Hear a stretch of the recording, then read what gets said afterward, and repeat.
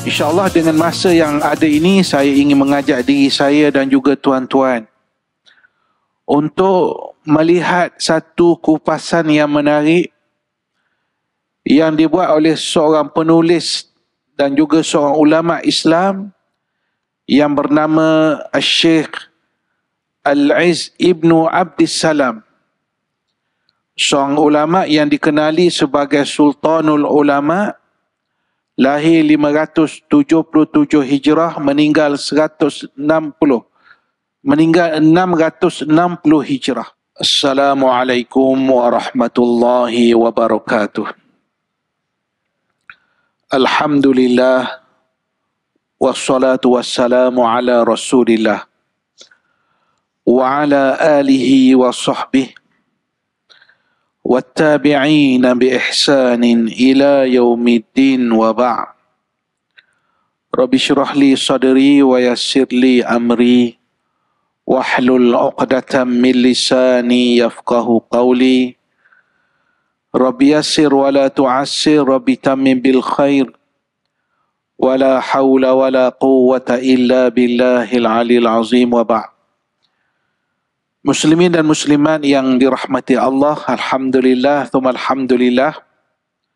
Segala puji dan puja hanya untuk Allah Subhanahu wa taala, Tuhan sekalian alam, yang memberi ruang dan peluang kepada kita untuk terus berada dalam bulan Ramadan al-Mubarak. InsyaAllah dengan masa yang ada ini, saya ingin mengajak diri saya dan juga tuan-tuan untuk melihat satu kupasan yang menarik yang dibuat oleh seorang penulis dan juga seorang ulama Islam yang bernama Syekh Al-Izz Ibnu Abdissalam, seorang ulama yang dikenali sebagai Sultanul Ulama, lahir 577 Hijrah, meninggal 660 Hijrah. Beliau menulis sebuah buku, tajuk buku itu Maqasidus Shaum. Maqasidus Shaum, matlamat daripada ibadah puasa. Dalam buku tersebut, beliau menyinaraikan kenapa Allah Subhanahu wa taala fardukan kepada kita berpuasa. Memang kalau kita lihat ayat yang kita sentiasa baca sepanjang Ramadan ini, surah Al-Baqarah ayat 183, Allah Ta'ala sebut, Ya ayyuhalladzina amanu kutiba alaikumusiyam kama kutiba ala alladzina min qablikum la'allakum tattaqun. Matlamat yang paling besar ialah la'allakum tattaqun. Mudah-mudahan kamu bertakwa kepada Allah Subhanahu wa taala. Itu merupakan matlamat yang paling utama yang perlu kita capai daripada ibadah puasa. Izzuddin Abdul Salam menyebut, beliau menyatakan bahawa bulan Ramadan ini ada beberapa matlamat. Dengan ruang masa ni saya nak sebut sebahagian yang disebut oleh Syekh kita ni. Beliau sebut antaranya ialah bulan Ramadan ini tujuannya, puasa kita ini tujuannya rafa'ud darajat. Untuk Allah angkat kedudukan kita. Angkat kedudukan kita sebagai hamba-Nya. Maka dengan puasa ini, dengan datangnya Ramadan ini, ianya dapat mengangkat kedudukan kita. Bagaimana Ramadan ini dapat mengangkat kedudukan kita? Antaranya, Rasulullah SAW sebut dalam satu hadis riwayat Bukhari, "Idza jaa Ramadan futtihat abwabul jannah wa ghulliqat abwabun nar wa suffidat asyayatin." Bila masuk bulan Ramadan, dibuka pintu syurga, ditutup pintu neraka dan diikat syaitan. Maksudnya apa? Maksudnya cara Allah nak angkat kedudukan kita. Dipermudahkan perkara-perkara amal kebaikan untuk kita laksanakan sepanjang Ramadan. Ada orang bertanya, adakah memang bulan Ramadan ini kita punya perasaan kita, suasana kita ini memang berbeza dengan hari-hari yang lain, bulan-bulan yang lain. Ataupun itu hanyalah sekadar perasaan biasa, sebab Ramadan kita rasa begitu. Ataupun memang itu memang kelebihan yang Allah Ta'ala berikan. Berdasarkan kelebihan-kelebihan yang disebut oleh hadis-hadis Nabi SAW, perasaan ataupun hati kita ini lebih lunak, lebih mudah beribadah. Sebenarnya kerana ini memang kurniaan bulan yang diberikan oleh Allah Subhanahu wa Ta'ala. Justru para ulama hadis ketika membicarakan wasufidat asyayatin, diikat syaitan itu, memang adalah pandangan yang kata ikat secara fizikal, tetapi kebanyakan yang menyebut bahawa maksud ini di sini ialah dilemahkan syaitan. Bila dia lemah, dia tidak boleh menghasut kita, mempengaruhi kita seperti bulan-bulan yang sebelum ini. Maka Syekh Izzuddin Abdul Salam kata, dengan Ramadan ini mudah-mudahan raf'ud darajat, ianya dapat mengangkat kedudukan kita di sisi Allah Subhanahu wa Ta'ala sebagai hamba-Nya. Orang bicara macam mana nak kedudukan manusia di sisi manusia, itu cerita biasa. Tapi cerita isu yang paling besar ialah bagaimana untuk kita angkat kedudukan kita di sisi Tuhan. Allah melihat kita dengan kasih sayang. Allah mencintai kita. Allah redha kepada kita. Itu sesuatu yang ingin kita capai sepanjang kita berada dalam bulan Ramadan. Itu yang pertama. Yang kedua ialah tujuan puasa Ramadan ialah takfir al-khati'at. Untuk Allah hapuskan dosa-dosa dan kesalahan kita. Dalam hidup kita ini, sebagai manusia yang penuh dengan kesalahan, kesilapan, kita ni hamba yang berdosa. Antara perkara besar yang kita ingin capai ialah dosa dan kesalahan kita diampunkan oleh Allah Subhanahu wa Ta'ala. Dan bulan ini memang dikenali sebagai Syahrul Maghfirah, sebagai bulan yang disebut sebagai bulan keampunan. Allah ampunkan dosa-dosa kita. Ada seorang Rasul, seorang Nabi yang dipuji oleh Al-Quran, namanya Nabi Daud alaihissalam. Nabi Daud ni antara kelebihan ataupun yang membezakan beliau, baginda, dengan Nabi-Nabi yang lain, itu antaranya Nabi Daud ialah kathirus saum. Dia banyak berpuasa. Kan ada puasa yang kita puasa selang sehari, kita panggil puasa Nabi Daud. Dan Nabi Daud ni Allah Ta'ala puji dalam Al-Quran. Allah Ta'ala sebut, ni'mal abdu innahu awwab. Ni'mal abdu, sebaik-baik hamba dia ialah Nabi Daud, kerana innahu awwab. Awwab maksud dia tawab, orang yang banyak memohon keampunan, yang banyak bertaubat kepada Allah Subhanahu wa Ta'ala. Maka sudah tentulah bila kita sebut, kita katakan takfir al-khati'at, mudah-mudahan Allah ampunkan dosa-dosa kita, hapuskan kesalahan-kesalahan kita. Ini sesuatu yang kita dambakan sesuai dengan apa yang disebut oleh Nabi SAW. Dengan puasa itu saja, maka ia menyebabkan Allah ampunkan dosa kita. Seperti lafaz hadis, man shoma ramadana imanan wahtisaban ghufira lahu ma taqaddama min dhanbi. Siapa yang berpuasa, dia tak buat benda lain lagi. Siapa yang berpuasa dalam bulan Ramadan, syarat dia imanan. Dia buat ni dengan penuh keimanan. wahtisaba, dan mengharapkan pahala dari Allah. Bila kita kaji hadis, bila Nabi sebut satu ataupun dua sifat, tiga sifat, dia bukan sekadar hanya untuk sedapkan ayat, sedapkan hadis tu, tidak. Ia ada maksud yang tersendiri. Contoh, bila Nabi kata imanan, maksudnya dia puasa itu dengan penuh keimanan.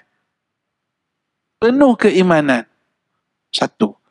Yang kedua, wahtisaban, dia cukup mengharapkan bahawa dia mendapat sesuatu daripada Allah Subhanahu wa taala. Dua perkara.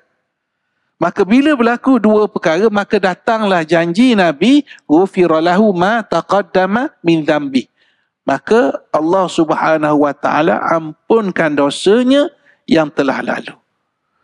Dengan berpuasa saja Allah ampunkan dosa kita.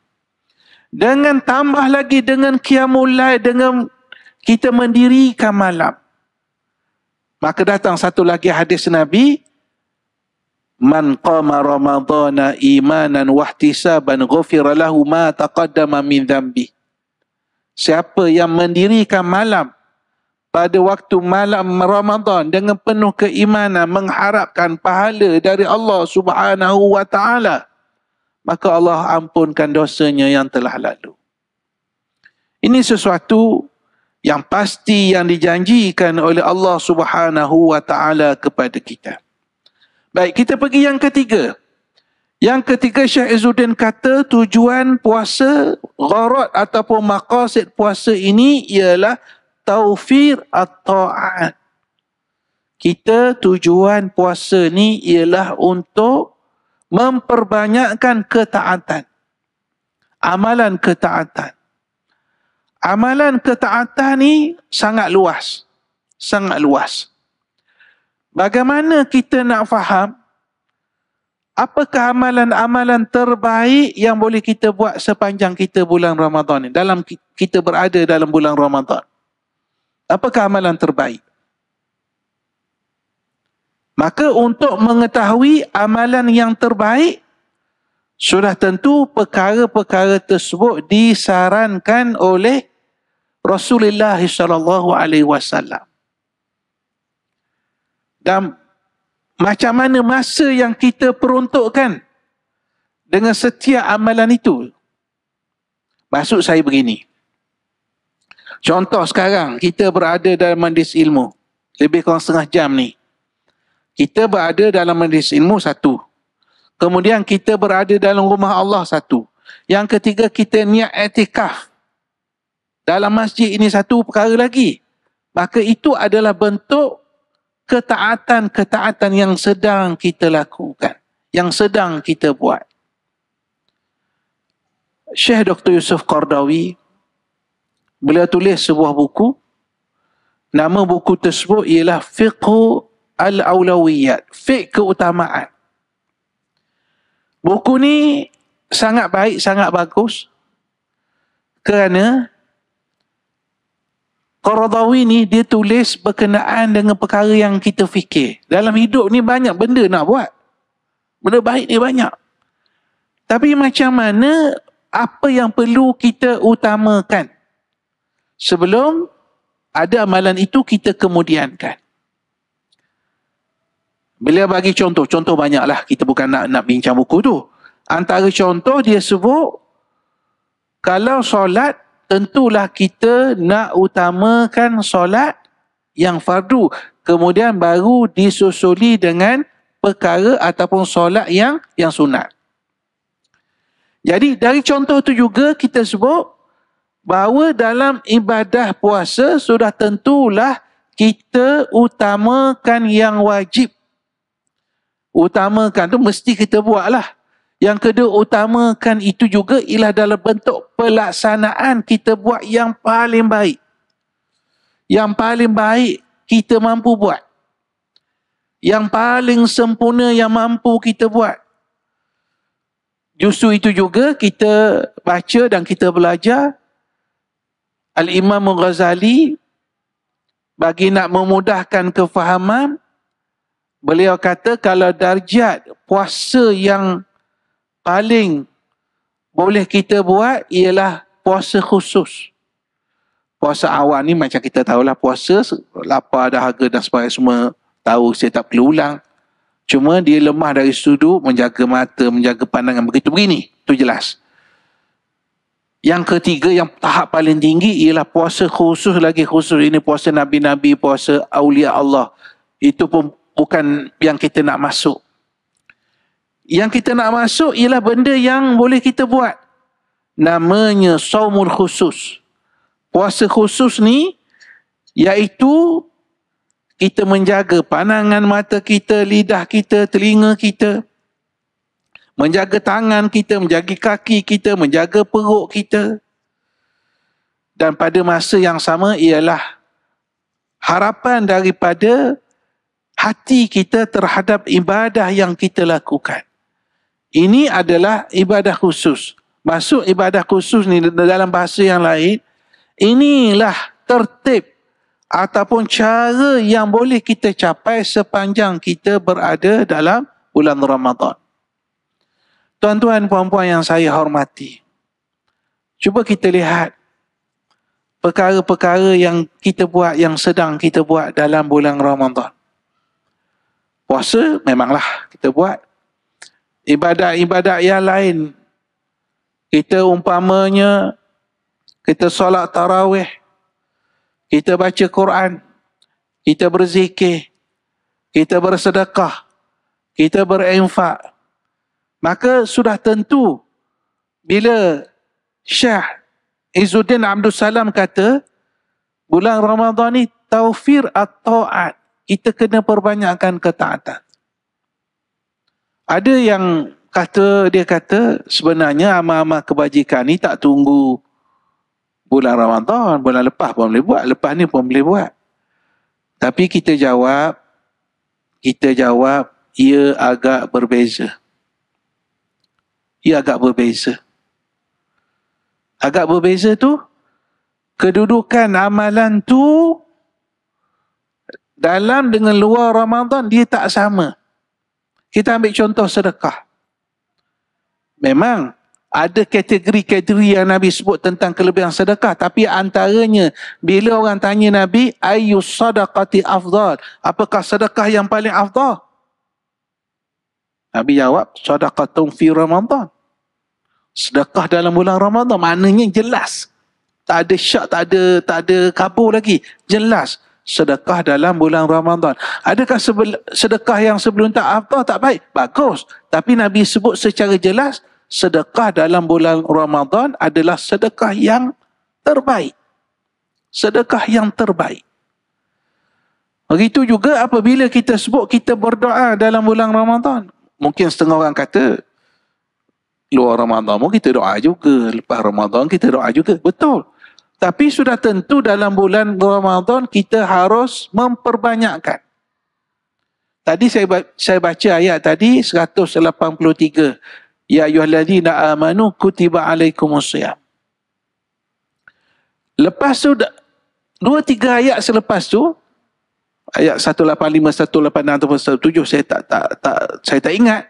Tapi 3-4 ayat selepas tu datang firman Allah, wa idza sa'alaka ibadi anni fa inni qarib ujibu da'watad da'i idza da'an falyastajibuli wal yu'minu bi la'allahum yarshudun. Tuan-tuan bayangkan, mula-mula Allah Ta'ala cerita tentang kewajipan berpuasa. Selang 2-3 ayat selepas tu Allah Ta'ala sebut ayat yang kita baca tadi, jika hamba-hambaku bertanya kepada engkau wahai Muhammad tentang diri aku, beritahu mereka sesungguhnya saya ni dekat, aku ni dekat. Allah dekat dengan kita. Kemudian Allah Ta'ala sebut ujibu da'watad da'i, saya menerima doa orang yang berdoa. Dia kena berdoa lah. Dia mesti berdoa. Maka hendaklah falyastajibuli, dan hendaklah dia minta mustajabah. Dia minta istijabah, perkenan daripada doa yang dia baca itu. Wal yu'minu bi, dan dia beriman kepada saya, la'allahum yarshudun, mudah-mudahan dia mendapat petunjuk dari Allah Subhanahu wa taala. Jadi bulan Ramadan adalah bulan yang disebut sebagai Tawfir at-ta'at. Bulan kita perbanyakkan ketaatan. Satu lagi, Syekh Izzuddin kata, bulan Ramadan ni antara matlamat dia ialah untuk kita sentiasa menjadi manusia syukril alimil khafiyat. Kita bersyukur kepada Allah Subhanahu wa taala. Maksudnya dalam hidup kita ni terlalu banyak nikmat yang Allah Subhanahu wa taala kurniakan. Dan susah kita nak sebut. Kerana terlalu banyak. Cuma ketika kita dapat nikmat,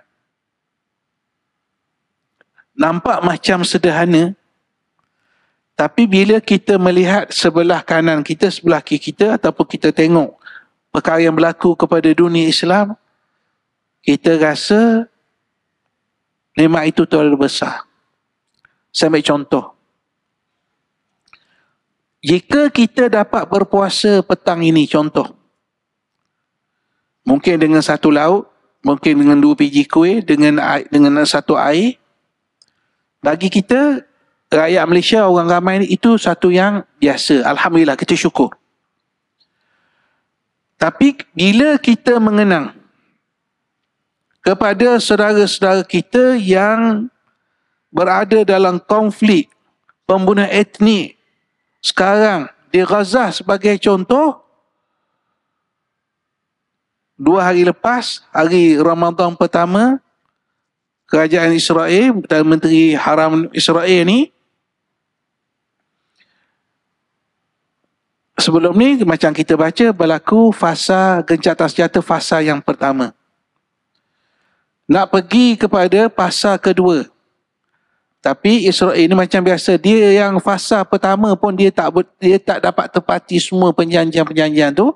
Patutnya depan dia pergi fasa yang kedua. Fasa yang kedua dia kena keluar daripada sepadan, dia kena beri semua bantuan masuk. Dia tak nak pergi pada ke fasa yang kedua. Dia buat helah. Dia kata sebelum pergi ke fasa yang kedua, kita pergi kepada fasa 1.1. Sebelum pergi fasa kedua, kita pergi poin 1 persatu yang tidak ada dalam perjanjian pun. Jadi, saudara-saudara kita dia pasti, kepimpinan saudara-saudara kita pasti tak setujulah. Sebab itu, dia tak patuh kepada janji, sesuatu yang telah ditandatangani sebelum ini. Jadi, dia buat satu Ramadan, kita puasa, hari pertama puasa, dia kata, mulai hari ini, semua bantuan 1 lori pun tidak dibenarkan masuk. Elektrik kita akan potong, air kita akan potong 1 Ramadan sampai sekarang. Sampai hari ketiga. Maksudnya apa? Maksudnya, yang cerita kejahatan tu satu sudut kita nak tengok dalam keadaan juadah kita yang ada ni dibandingkan dengan saudara-saudara kita, itu terlalu jauh. Itu yang melahirkan rasa syukur kita kepada Allah Subhanahu wa taala. Mudah-mudahan Allah angkat keduduk kesusahan saudara-saudara kita setelah mereka dikepung selama 15 bulan. Tidak ada apa yang kekal, tidak apa yang berbaki. Mungkin 85% bangunan, masjid yang semua satu pun tak ada.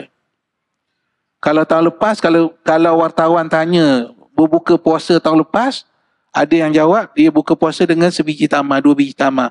Ada setengah tempat, ada kemah yang ditanya, dia kata Alhamdulillah kami dah berbuka puasa tapi dengan segelas air. Kurma pun tak ada. Kita sebut begitu, benda yang betul-betul berlaku ni, bila kita sebut begitu, dari sudut, jangan benda lain-lain, dari sudut juadah berbuka puasa itu sendiri pun memberi gambaran kepada kita betapa banyaknya nikmat yang Allah Subhanahu wa taala kurniakan kepada kita. Kita tak cerita, kita tak sebut benda lain, benda-benda yang asas macam tu pun Allah Subhanahu wa taala kurniakan kepada kita dengan kurniaan yang sangat luar biasa. Tuan-tuan dan puan-puan yang saya hormati, yang saya kasihi,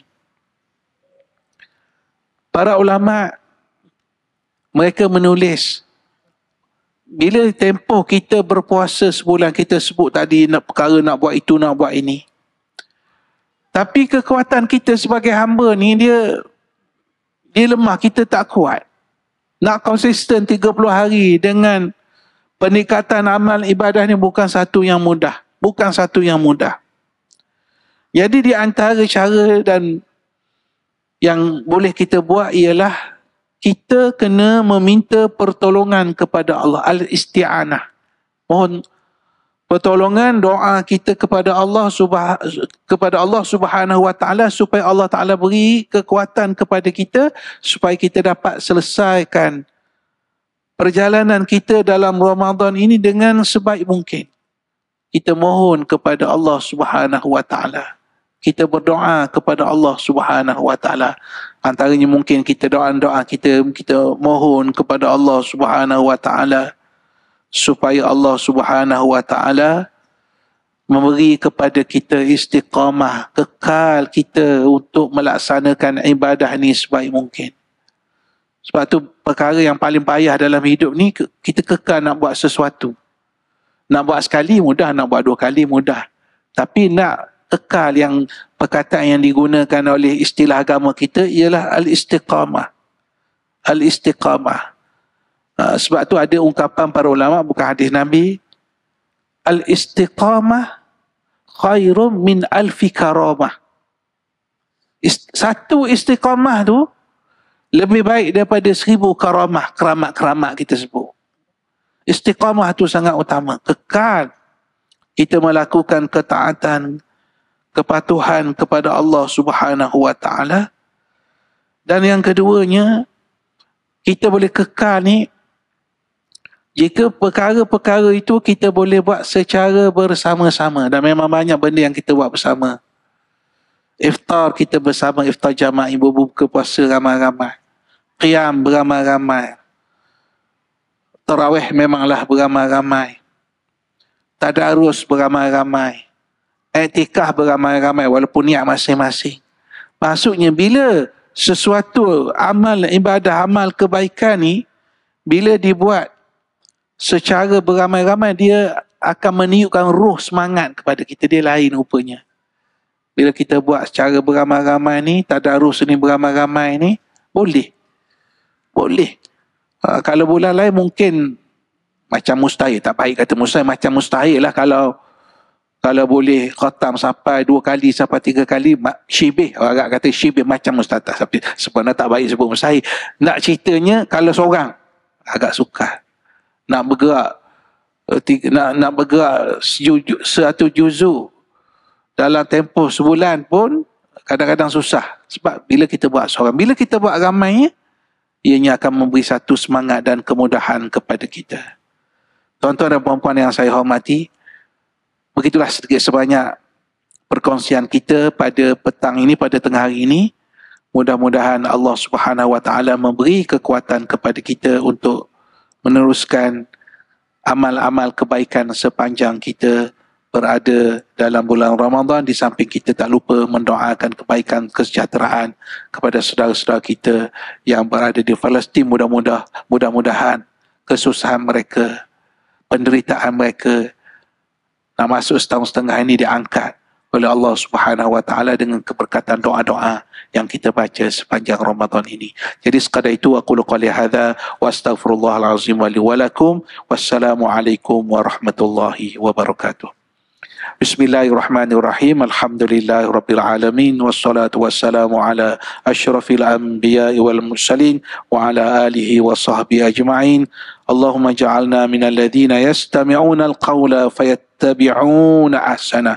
Rabbana atina fid dunya hasanah wa fil akhirati hasanah wa qina adzaban nar. Wa sallallahu ala sayyidina Muhammadin wa ala alihi wa sahbihi wasallam. Walhamdulillahirabbil alamin.